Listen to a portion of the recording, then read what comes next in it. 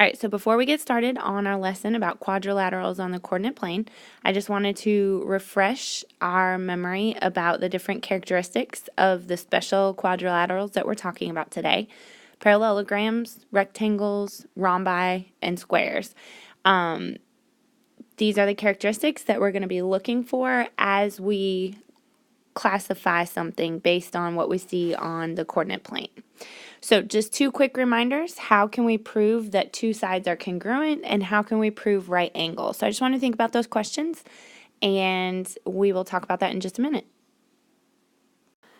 So hopefully you remembered that to find congruent sides, we need to find the length, and we do that using the Pythagorean theorem. And right angles on the coordinate plane, we know right angles are opposite reciprocal slopes. That makes a perpendicular line, which forms a right angle. So we're going to walk through a couple examples of different quadrilaterals on the coordinate plane, and we are going to draw conclusions using our evidence. So we have quadrilateral ABCD has vertices at A, B, C, and D. So go ahead and pause the video and graph those points.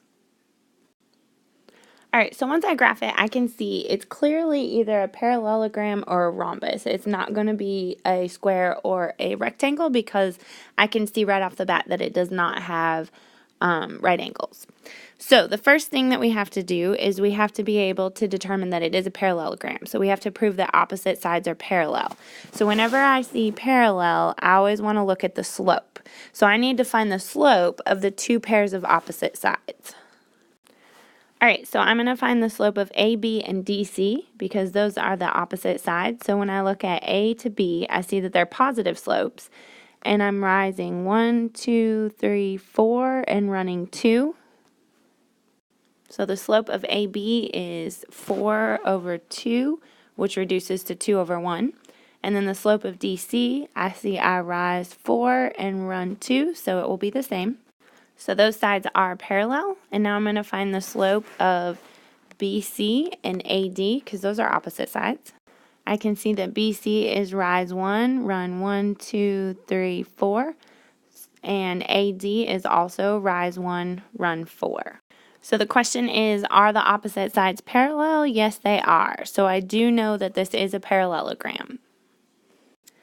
So since I already know the slopes, I'm going to come down here and talk about if they're right angles, which I can see that they're not right angles, but I need to prove that they're not right angles. So if I can just prove that one of the angles is not a right angle, I automatically know it's not a square or a rectangle because all four angles would need to be right angles. So I'm just going to choose AB and BC, their intersection, and I'm just going to prove that that right there is not a right angle, and then I can rule out square and rectangle. So the slope of AB I already found. It reduced to 2 over 1. It was the up 4 over 2, which was 2 over 1. And so the slope of BC, that was 1 over 4. So I can conclude that these are not right angles because those are not opposite reciprocals. So now I need to decide if it's a parallelogram or a rhombus. And so the difference between a parallelogram and a rhombus is that a rhombus has all congruent sides and the parallelogram has only opposite sides that are congruent. So I'm going to go ahead and find the lengths of the sides. All right, so when I calculate the lengths of the sides, AB is 4 squared plus 2 squared, and DC is also 4 squared plus 2 squared. I get 4.47, so those opposite sides are congruent. And then BC is 1 squared plus 4 squared, which is 4.12, and AD is also 4 squared plus 1 squared, which is 4.12. So all sides are not congruent, but the opposite sides are congruent. So when I think about opposite sides being parallel, opposite sides being congruent, and no right angles, I can draw the conclusion that this is a parallelogram. All right, so this next one, quadrilateral MNPQ, has vertices given. Classify this figure as a parallelogram, a rhombus, a square, or a rectangle, and explain. So your explanation is this part right here. It's your math. So go ahead and pause the video and graph those points. All right, so when I look at this, to me, it looks like it could be a square or a rectangle. Those look like right angles. So I'm going to have to determine that down here. So let's go ahead and just start with, are the opposite sides parallel? Because if they're not parallel, then it's not going to be any of those, because that's the definition of a parallelogram, and these three are parallelograms. So let's go ahead and find the slope of each of the opposite sides. So when I look at the slopes of the opposite sides, I see that the slope of MN is negative, and I fall 3, run 1. I also see that the slope of PQ is also fall 3, run 1. It's a negative slope. And then NP is rise 1, run 3. MQ is rise 1, run 3. So the opposite sides are parallel because I see that those slopes are the same. So let's go ahead and jump down and do the right angle since we're already talking about slopes. So when I look at the slopes of MN, I know that's negative 3 over 1, and the slope of NP is 1 over 3. So those are opposite reciprocal slopes, so I can say that these are right angles. So since the opposite sides are parallel, I know it's at least a parallelogram, and I can rule out that it's not going to be a rhombus because those right angles. So it's either going to be a square or a rectangle.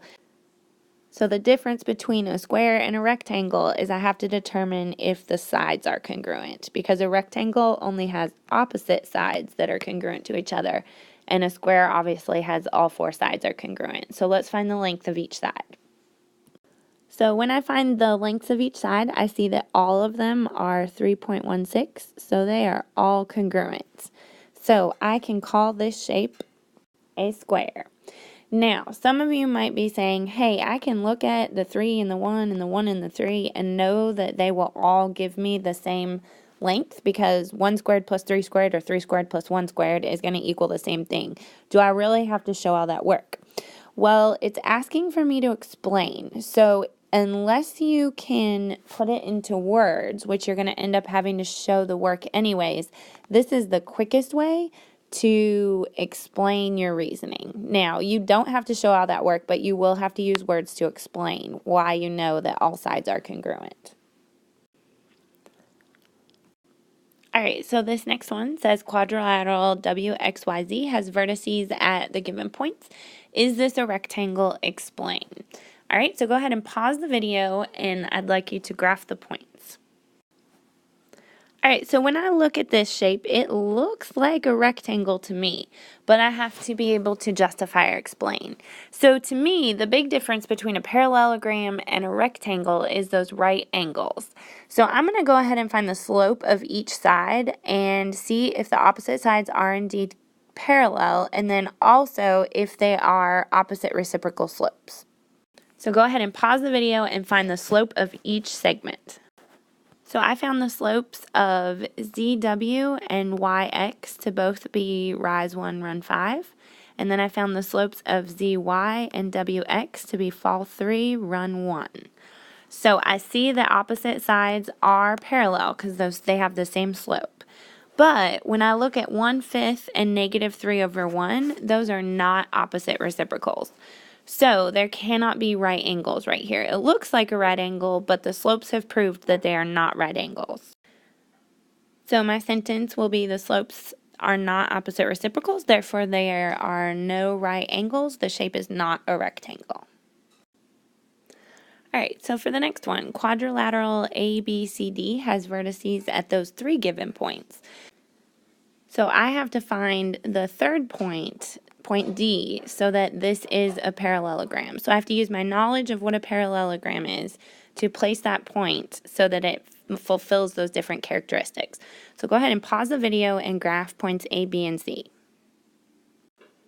All right, so let's think about what we know about a parallelogram. I know that the opposite sides are parallel. I know that the opposite sides are congruent. I also know things about the angles and about the diagonals, but the side lengths is what's going to be important to me. So when I look at this, I could calculate the length of this and then calculate it over here, but what's nice is I can see that the distance from B to C is 9 units. And since AD has to be parallel, which if you notice this has a slope of 0, so AD has to have a slope of 0, and it also needs to be 9 units long. So I'm just going to count out 9 units and put my point D. So you can see that these opposite sides are parallel, but they're also congruent. I can also just double check because B to A would be to rise 1, 2, 3, 4, 5, run 2. So C to D needs to do the same. Rise 5, run 2, it does. So my ordered pair is 7, 7. Alright, so quadrilateral WXYZ is a rhombus, so that's probably going to be important, with vertices at WXY. So I need to find point Z. So go ahead and pause the video. I want you to graph those 3 given points and see if you can find point Z.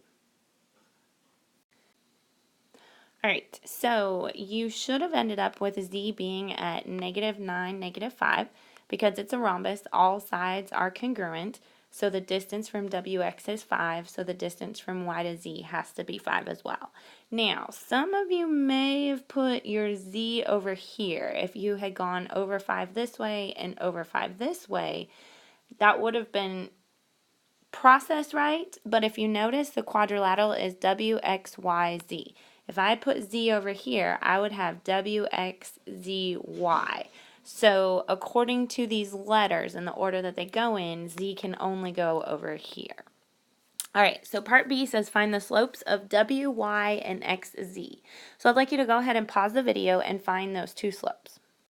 Alright, so when you calculated the slopes of those diagonals, you should have found that W to Y is down 4 over 2, which reduces to -2 over 1, and the slope of XZ is up 4 over 8, which reduces to 1/2. So the question, what does the relationship between the slopes tell us about the figure?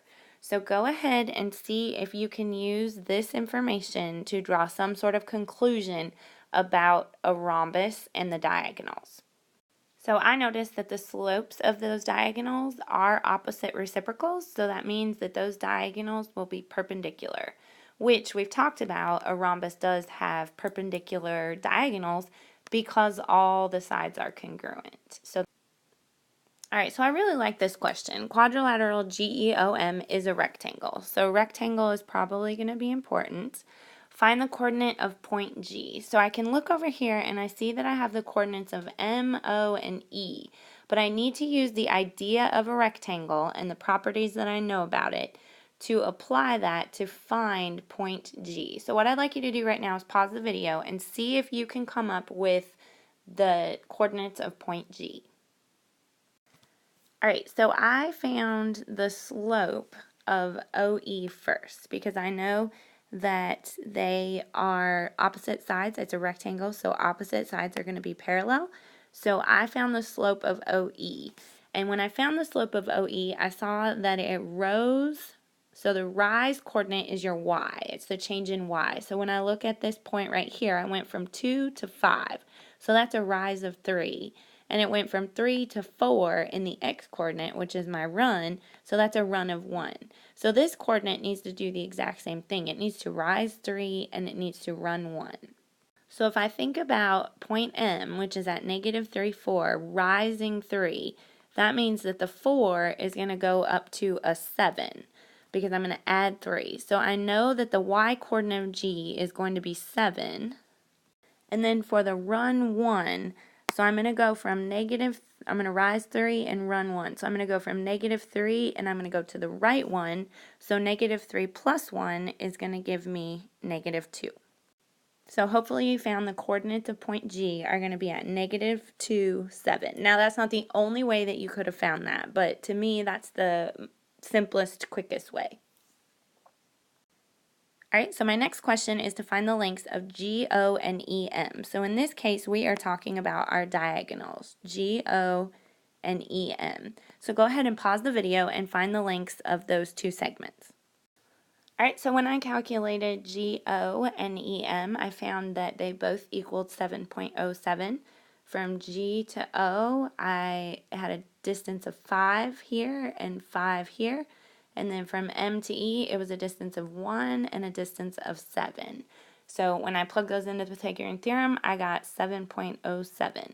So go ahead and pause the video and see if you can answer what do the lengths of these lines prove about the diagonals. So hopefully you found that the diagonals of a rectangle are congruent. And if you remember back to all the conversations we've had, once I get those right angles, so straight up and down, that makes the distance from one corner to the other corner the same as the distance of the other diagonal. All right, so you have completed these notes, and I will see you later.